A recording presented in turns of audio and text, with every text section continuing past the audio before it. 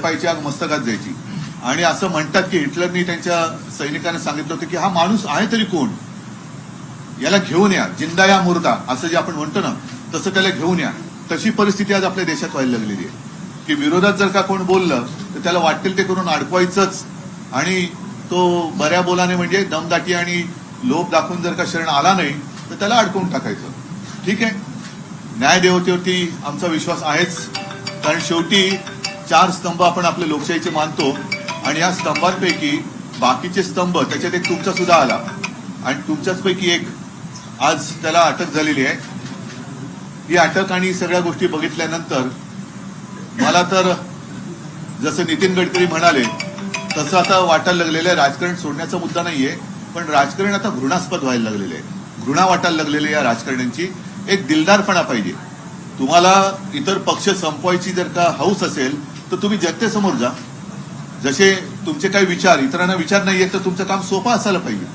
तुम्ही तुमचे विचार मांडा, ज्यांच्याकडे विचार असतील किंवा नसतील ते त्यांचे मुद्दे मांडतील, आणि जो काही निर्णय आहे तो जनतेला घेता येईल, जे आजपर्यंत करत आले.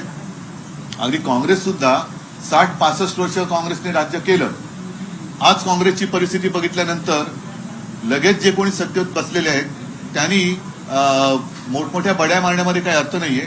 कारण हेही तुम्हाला सांगतो की मला एका गोष्टीचा नक्कीच एक अभिमान आहे की मी 2.5 वर्ष मुख्यमंत्री जरूर होतो, पण त्या 2.5 वर्षाच्या काळामध्ये माझ्या डोक्यात कधी मुख्यमंत्री पदाची हवा गेली नव्हती, ती मी जाऊ दिली नव्हती, आणि मला त्याचा स्पर्शही झाला नव्हता.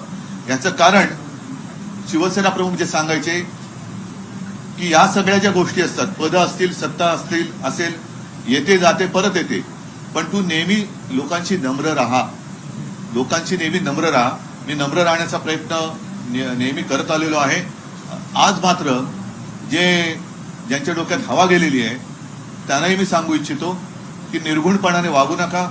दिवस आणि काळ हा सगळ्यांसाठी नेहमी चांगलाच असतो असं नाही, तो काळ बदलत असतो, आणि काळ बदलल्यानंतर आपण जसे लोकांशी वागलोय तसा तो बदललेला काळ हा कदाचित जास्त निर्गुणपणाने आणि दुष्टपणाने तुमच्याशी वागू शकतो किंवा शकेल. तर ती वेळ, ती संस्कृती आपल्या हिंदुस्थानामध्ये आजपर्यंत तरी नाही आहे, ती याच्या पुढे येऊ देऊ नका.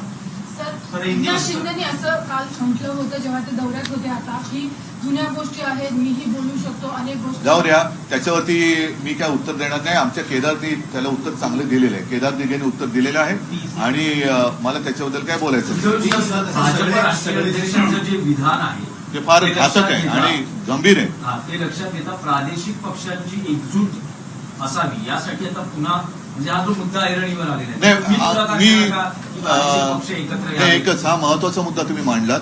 प्रादेशिक पक्षाची एकजूट हा पुढचा टप्पा झाला, पण प्रादेशिक पक्ष संपवण्याचं जे भाजपचं कारस्थान आहे त्याची सुरुवात ही परवाच्या कोश्यारींच्या, मी राज्यपाल शब्द मुद्दा म्हणून वापरत नाही, कोश्यारींच्या उद्गारातून झालेली आहे.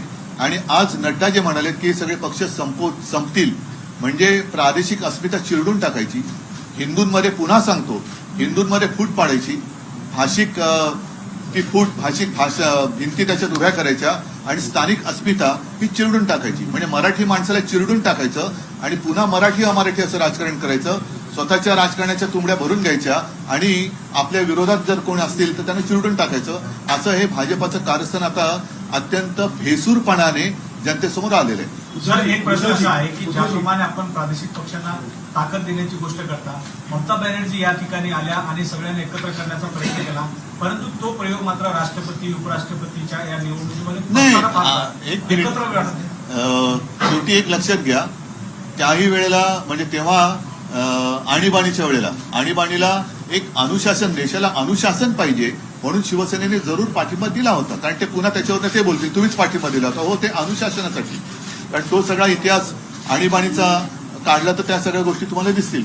पण तेव्हा सगळेजण ज्यांचा राजकारणाशी संबंध नव्हता, म्हणजे अगदी आपले पु ल देशपांडे, मी महाराष्ट्र पुरतं बोलतोय, दुर्गाबाई भागवत वगैरे, हे सुद्धा साहित्यिक विचारवंत, की त्यांना कळत होतं की अरे हे योग्य नाही चाललेलं आहे. त्यांनी परिणामाची पर्वा न करता त्या लोकशाहीच्या होमकुंडामध्ये उडी मारली होती आणि लोकशाही जिवंत ठेवली होती. तर मला असं वाटतं की एखादी गोष्ट म्हणजे जसं राष्ट्रपतींची निवडणूक असेल, आणखीन गोष्ट असेल, त्याच्यावरनं लगेच तुमचं ऐक्य होणार की नाही हे काही अवलंबून नसतं.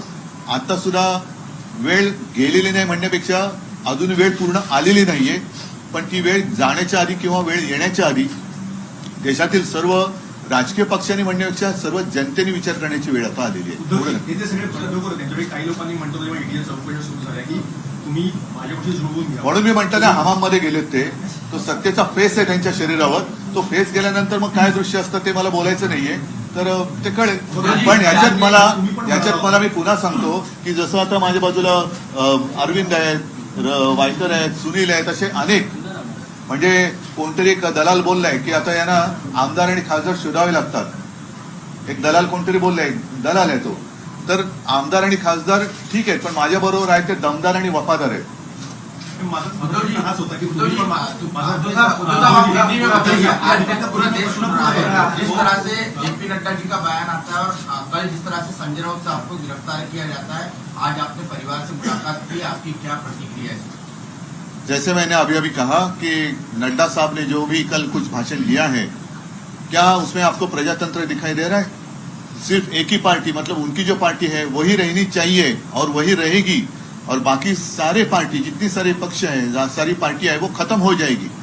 आज तक हम मानते थे कि ये शतरंज, यानी कि मराठी में कहते बुद्धिबल, तो इसमें शतरंज नहीं है, बुद्धि का कोई ठिकाना नहीं है, सिर्फ बल वापरले जाते हैं, शक्ति का उपयोग किया जा रहा है.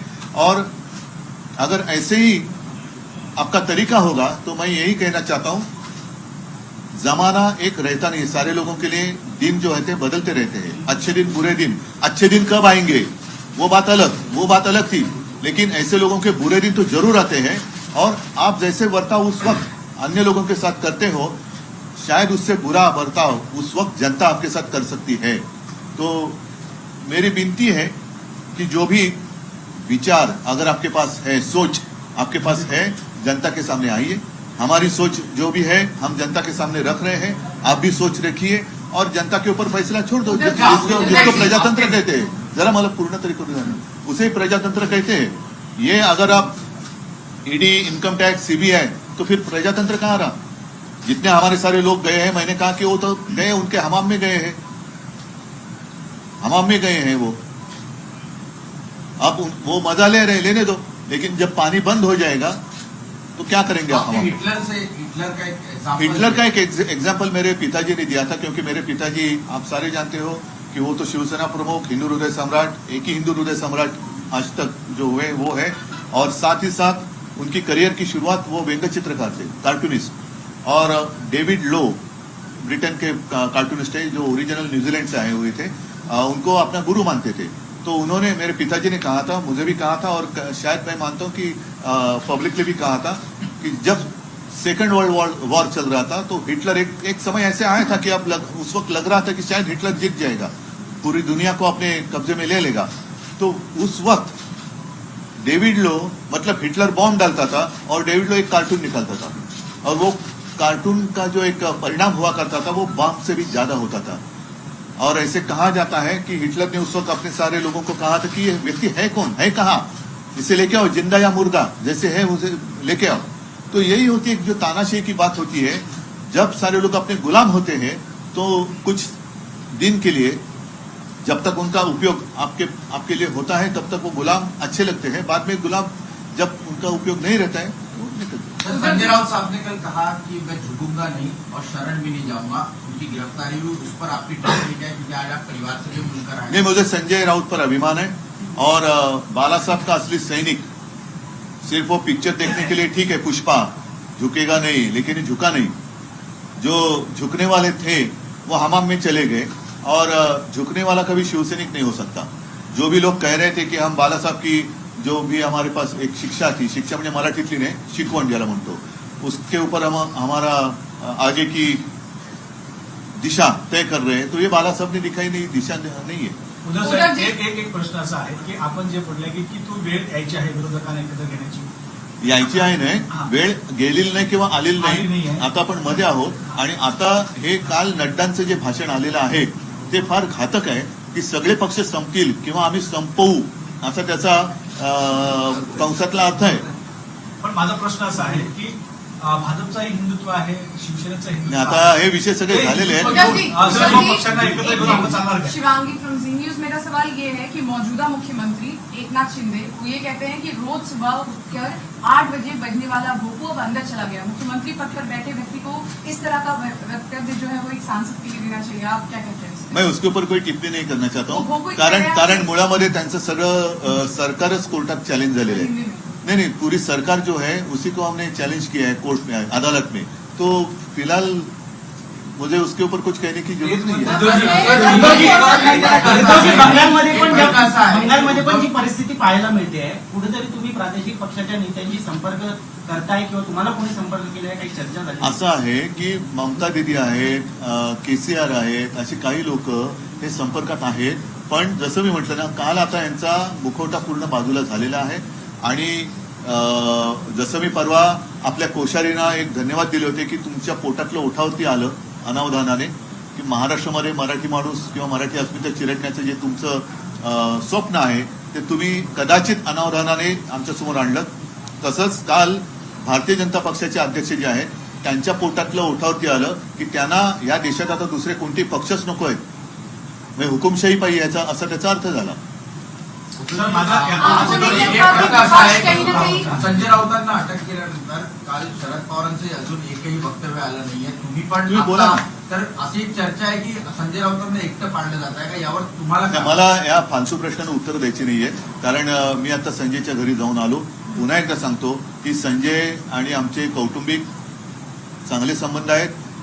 संजय माझा जुना मित्र आहे आणि म्हणूनच त्याला मी आरोग्य करतोय. तो एक कट्टर शिवसैनिक आहे आणि त्यांनी या दंडेलशाही विरुद्ध न झुकता लढू शकतो ही एक ठिणगी नक्कीच त्यांनी टाकलेली आहे. सब-